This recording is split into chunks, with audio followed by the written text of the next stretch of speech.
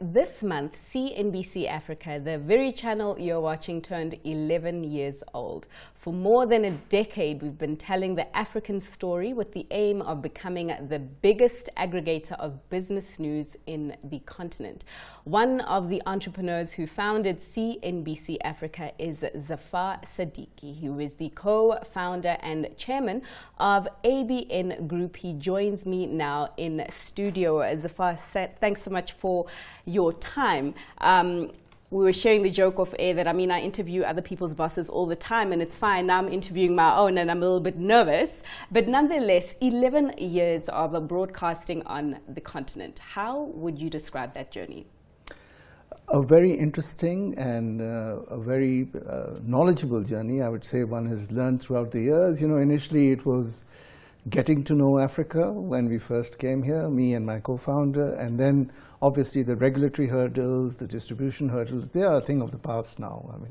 That's all happened and we are moving forward towards what I think is a very bright future, because the African economy is now opening up. Things are very positive in the two major economies in this region, which is South Africa and Nigeria. Mm-hmm. And of course there are the smaller countries which are also contributing. So we are very happy to be where we are.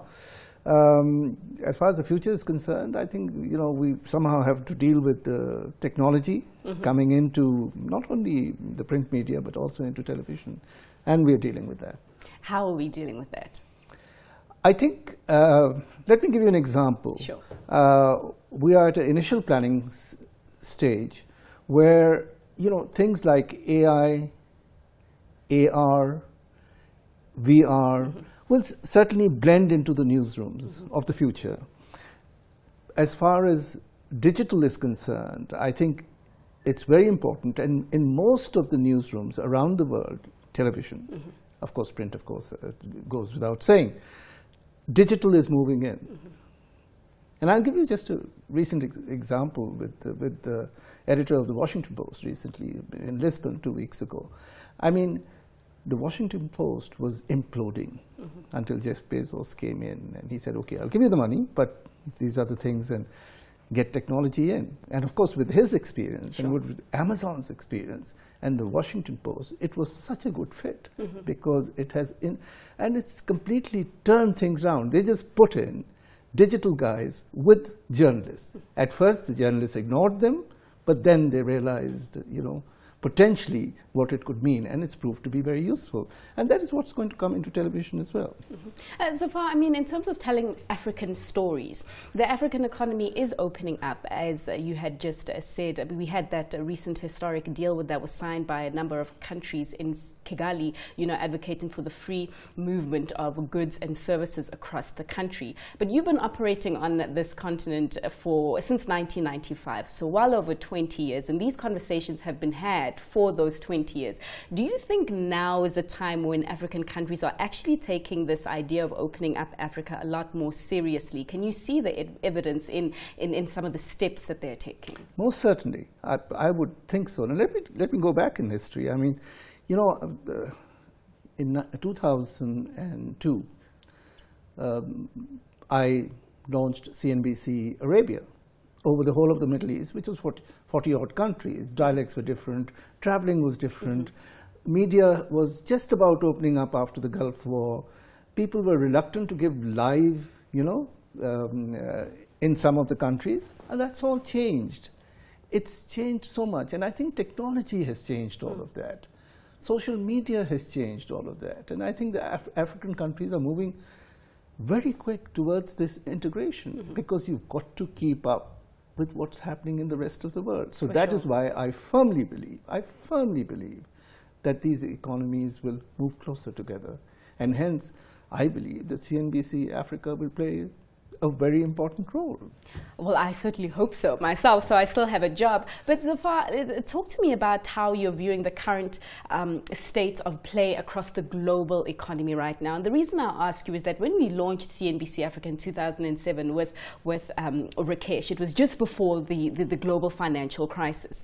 Right now, some say we've got another looming crisis in the form of a trade war with the president in the US that's talking about closing up his economy at the expense of global growth. As a business person operating in this world, as you mentioned, Arabia, CNBC Pakistan, and also CNBC Africa, not to mention the education institutions that you do run. As a business person, how concerned are you about this rhetoric of a trade war, and what do you think the implications could potentially be for Africa? Well, let's talk about media. Sure. And the trade war. All of these agreements were set up 10 years ago. Economies, China has come into the picture. Economies have changed. So to ask for these to be revisited and redone is not such a bad thing, so long as it doesn't come on to trade wars. You see, I mean, I don't know. I suppose the President of the United States, he would have a numbers guy coming in and telling him that, look, these are the numbers, and we are down by such and such market. The other guy would have be coming in on the product side. The danger guys are the ideology guys, sure. Who want to reverse everything. So I think this I don't foresee a trade war. Yes, it'll escalate to something on what has happened recently last week and what's happened today.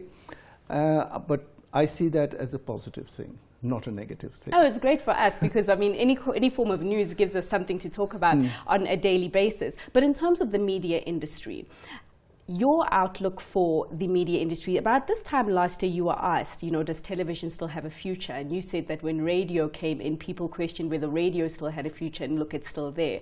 With everything that's happening now, as you did mention with technology, I mean, 5-10 years, do we still have a TV, a platform in this world that is necessary?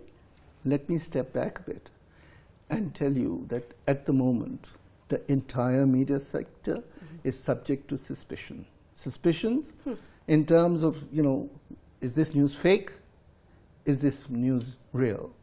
Originally, the media sector were the gatekeepers. That role has changed with social media coming into the picture. I believe that quality reporting and quality will be the winners at the end of the day. You have to establish trust with your viewers or with your readers or whichever category you fall under.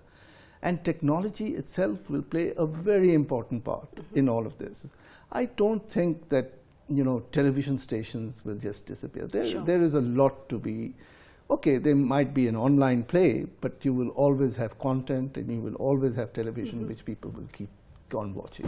Last question. Is technology making it easier or more difficult to make money in the media industry?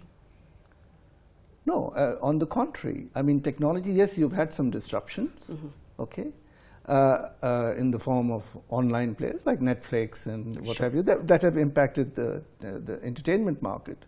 I mean, your cost of producing for normal entertainment TV channels is enormous to try and keep up with what Netflix is budgeting for its plays, okay? So it's an issue for the entertainment channel. On the news side, you've got all of these social media and other online platforms coming on, which acts as a... So at the end of the day, if you do it well in television, as far as news is concerned, and let me go back to business, which is our niche. So long as you have that niche market and you're not in the news market, you are not impacted as much. Well, let us leave it there. Thank you so much for your time. Of course, I have been speaking with CNBC Africa founder and chairman, Zafar Siddiqi, who is also the co-founder and chairman of the ABN Group.